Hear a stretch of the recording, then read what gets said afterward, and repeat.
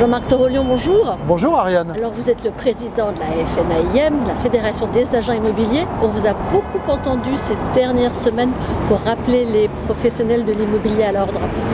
Ce sont les circonstances qui ont fait que j'étais amené à intervenir. Dans un premier temps concernant une agence en Bretagne, l'agence Pilori, qui a eu la malencontreuse idée d'instaurer une forme de partenariat ouvert à l'égard d'infirmiers et de médecins en maison de retraite, avec une rétribution par rapport à des renseignements qui auraient été donnés sur des intentions de vendre.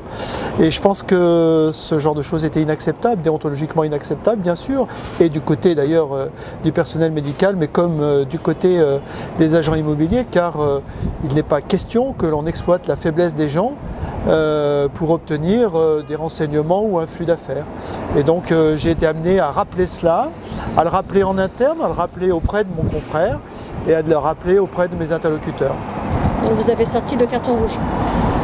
On a sorti le carton rouge puisque ce confrère va passer au comité d'éthique et nous prendrons une sanction appropriée.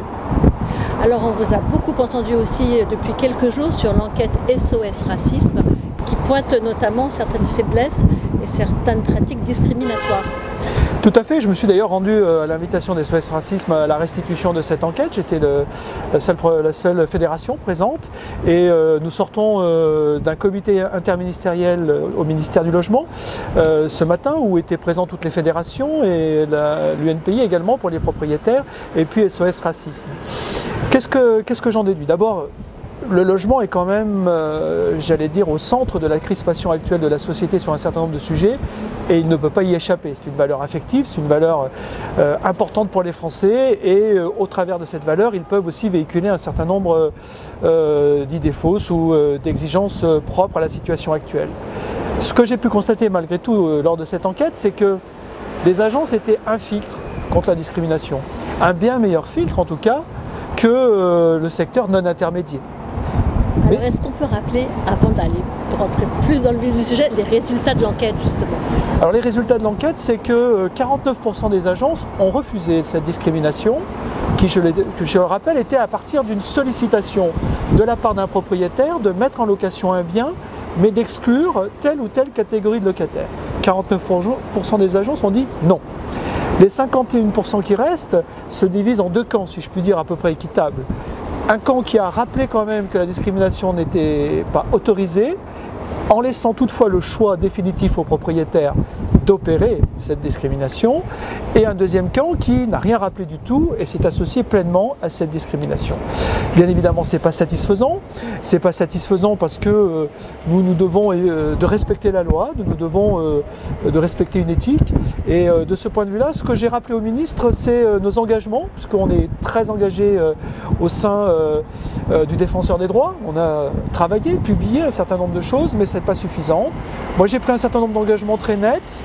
D'abord, dans le cadre de la formation obligatoire sur l'éthique et la déontologie, d'avoir un module spécifique co-construit avec SOS Racisme sur la non-discrimination, avec, j'allais dire, dans le test final des questions sur ce sujet-là.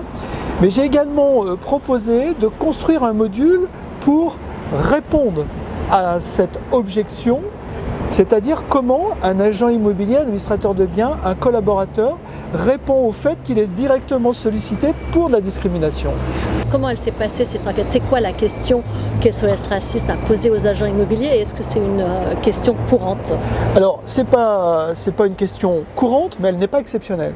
C'est-à-dire que la question qui a été posée, c'est un propriétaire qui appelle une agence pour la solliciter afin de mettre une maison en location en ayant, j'allais dire, un discours très affectif sur cette maison et à ce moment-là, portant une exigence sur le choix de locataires et d'exclure un certain nombre de locataires, on peut le dire, des Noirs, des Arabes, voilà, c'était ça l'exigence. Et face à cette exigence, eh bien, on a eu tout type de réponse. Et justement, moi je me dis finalement, face à cette exigence-là, comment armer nos agents immobiliers pour y répondre? Répondre qu'effectivement la loi n'autorise pas ce genre de discrimination, proposer de rencontrer ce propriétaire, lui expliquer qu'on peut le réassurer et qu'il y a des bons locataires partout, et qu'on ne se trompe pas dans notre choix de locataire et que ce choix ne dépend pas justement de telle ou telle catégorie, mais d'un travail objectif que l'on sait faire et qu'il nous laisse le faire. Et je pense qu'au travers de toute une série de réflexions et d'argumentaires, on peut corriger et mettre finalement les professionnels en situation de filtre positif par rapport à ce genre de démarche. C'est-à-dire développer aussi le rôle social, l'engagement social de l'agent immobilier finalement. Oui, un rôle d'abord sociétal en tout cas. Sociétal, le fait de respecter la loi, le fait d'être un filtre utile contre la discrimination et partant de là, j'allais dire, être les promoteurs d'une relation apaisée entre secteur privé locatif, locataire et propriétaire. Quelles sont les requêtes les plus farfelues que vous ayez eu à traiter avec les futurs locataires?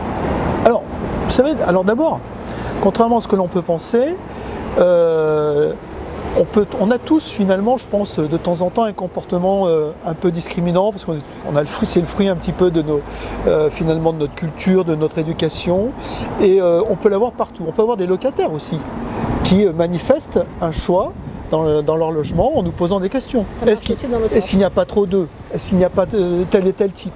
Moi j'ai vu une locataire d'un pays asiatique regarder toutes les boîtes aux lettres avant de louer parce qu'elle ne voulait pas trouver tel type de nom.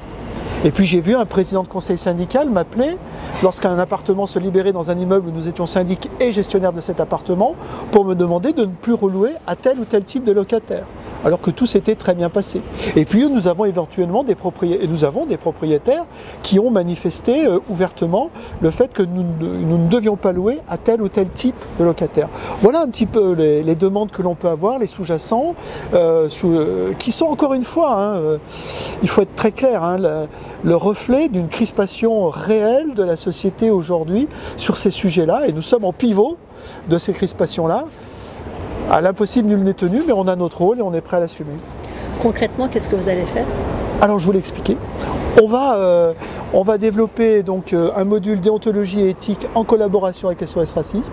On va développer un module tutoriel réponse à l'objection, cette objection de discrimination, comment on y répond concrètement et d'un point de vue opérationnel pour les agents immobiliers et nos collaborateurs. Nous allons remettre en avant dans tous nos documents contractuels et notamment nos mandats des dispositions, y compris nos contrats de travail d'ailleurs, des dispositions particulières rappelant quand même cette interdiction qui est faite de la discrimination et les sanctions qui y sont associées.